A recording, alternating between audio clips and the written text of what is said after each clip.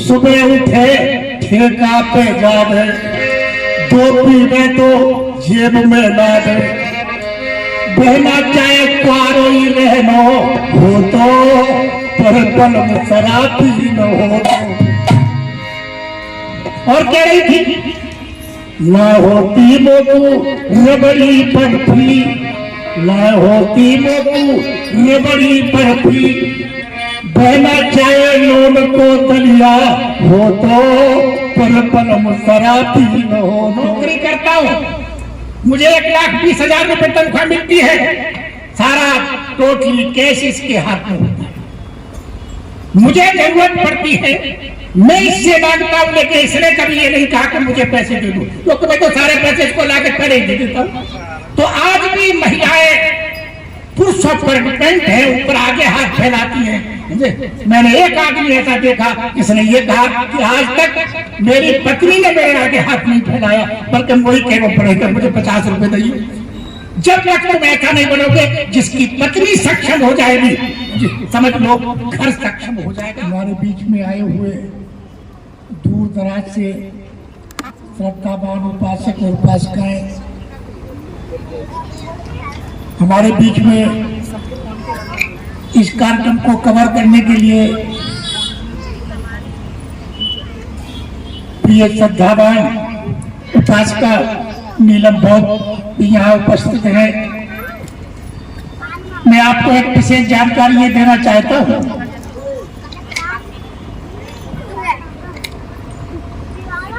मेरा भिक्षु जीवन सन 78 में शुरू हुआ और इतने लंबे पीरियड में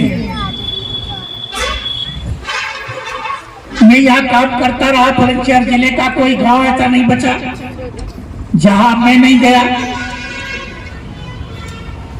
जहां भी बुलंदशहर के अंदर कोई बुद्धिज्म या डॉक्टर अम्बेडकर मूवमेंट का कोई काम हुआ है, तो उसमें मेरा प्रत्यक्ष या प्रत्यक्ष रूप से सहयोग रहा।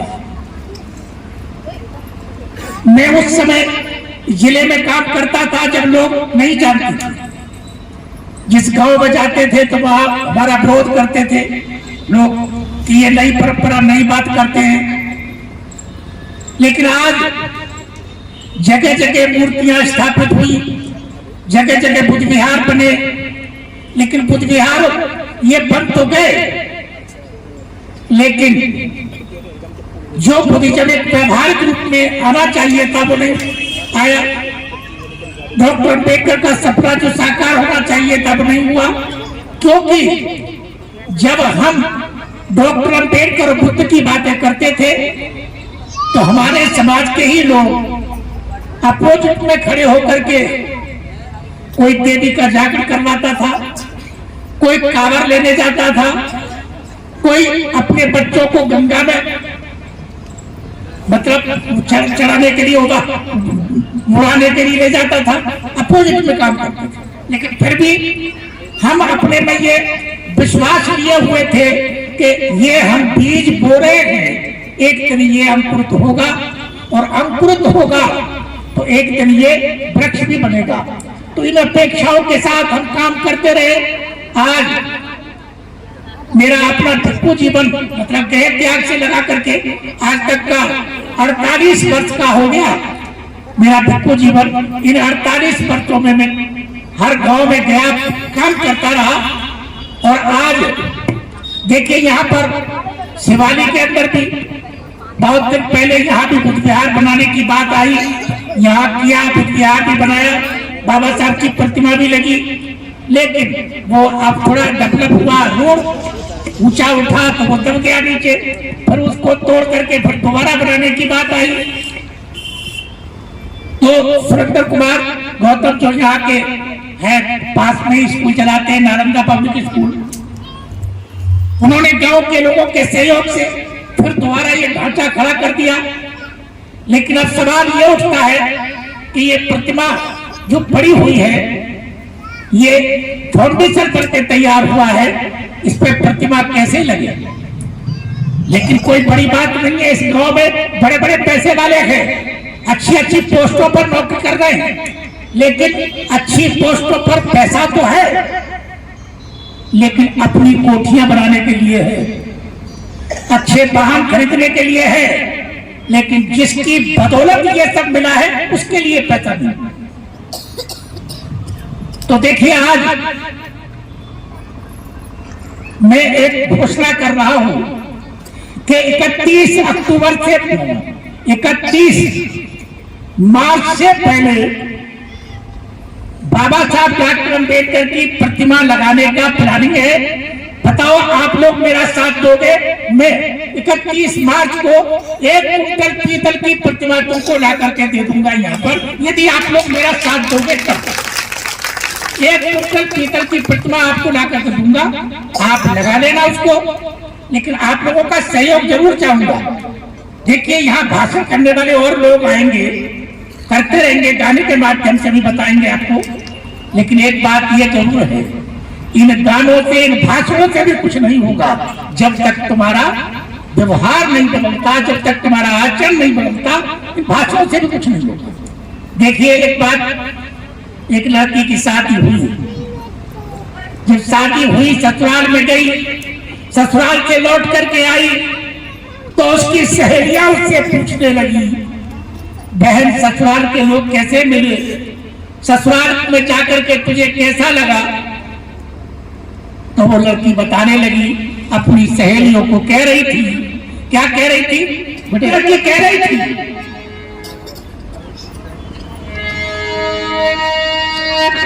बहना चाहे घर में तो हो तो, पर बलम शराबी न हो तो। बहना चाहे दूर साथ हो तो, पर बलम शराबी न हो तो। कैसे? सुबह उठे ठेका पे जावे, 2 पीवे तो जेब में लावे। बहना चाहे क्वारों रहनो हो तो, पर बलम शराबी न हो तो। और कह रही थी, ना होती मोगू रबड़ी बर्फी, ना होती मोगू रबड़ी बर्फी। बहना चाहे लोन को दलिया हो तो, पर बलम शराबी न हो तो। और कह रही थी, गैस को चूल्हा भले ही न हो तो, गैस को चूल्हा भले ही न हो तो। बहना चाहे माटी को चूल्हा हो तो, पर बलम शराबी न हो तो। सोफा सेट और बेड न हो तो, सोफा सेट चाहे बेड न हो तो। बहना चाहे टूटो खटोला हो तो, पर बलम शराबी न हो तो। बहना चाहे घर में तो हो तो, पर बलम शराबी न हो तो। मोटरसाइकिल गाड़ी न होती, मोटरसाइकिल गाड़ी न होती। बहना चाहे टिल्ली चला तो हो तो, पर बलम शराबी न हो तो।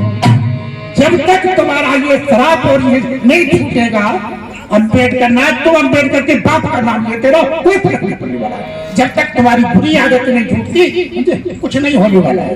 एक सबसे बड़ी बात है, अभी लड़के ने बता दिया कि स्कूल, सरकारी स्कूल बंद हो जाएंगे, प्राइवेट में तुम पढ़ा नहीं सकोगे, तुम्हारे बच्चे जैसे पहले थे ऐसे ही रह जाओगे, समझे? और ये काम जल्दी हो जाएगा, इसलिए समझ जाओ, भले ही मैं रहूं या ना रहूं, बहुत बुरा समय आ जाएगा यदि संविधान को बदल दिया गया तो तुम कुछ नहीं कर सकते, कुछ नहीं कर सकोगे। इसलिए आपको सतर्क होकर के संविधान का कार्यक्रम करने से कोई फायदा नहीं होने वाला। सबसे बड़ा फायदा यह है कि तुम अपना आचरण सुधारो।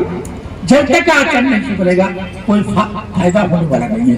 देखिए, मुझे तो किसी दूसरे कार्यक्रम में जाना है और हमारी बैंड बैठी है डीलर, मैं उससे कहूंगा कि अपने संबोधन से, मैं सुनता रहता हूँ उनको, वीडियो सुनता रहता हूँ, देखता रहता हूँ, महिलाओं पर ज्यादा फोकस रहेगा आपका, महिलाओं के बारे में ज्यादा बताइए, क्योंकि ये महिलाओं में परिवर्तन लाने के लिए आपको सबको प्रयास करना चाहिए। एक के घर में तो मेरे से कह रही थी कि भंते जी, जो आता है वो यही कहता है कि मैं तो मानता हूं, मेरी घरवाली नहीं मानती। जो आता है ऐसे ही कहता है। अब देखो आप आए हो तो तुम्हारे सामने भी यही कह रहे हैं कि बनते जी मैं तो मानता हूं, मेरी घरवाली नहीं मानती। अब इनसे ये पूछा जाए कि घरवाली क्यों नहीं मानती,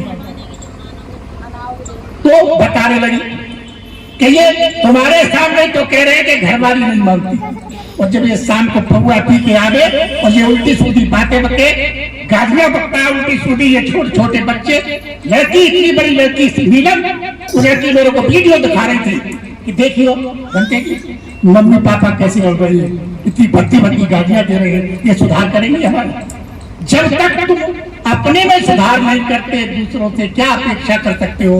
इसलिए महिलाएं जरूर मानेंगी तुम्हारी बात, लेकिन तुमको मनवाने के गुण होने चाहिए तुम्हारे अंदर। मुझे तुम उल्टे सुलटे काम करके घर पे जाओगे, तुम्हारी बात मानेगी? क्यों मानेगी तुम्हारी बात?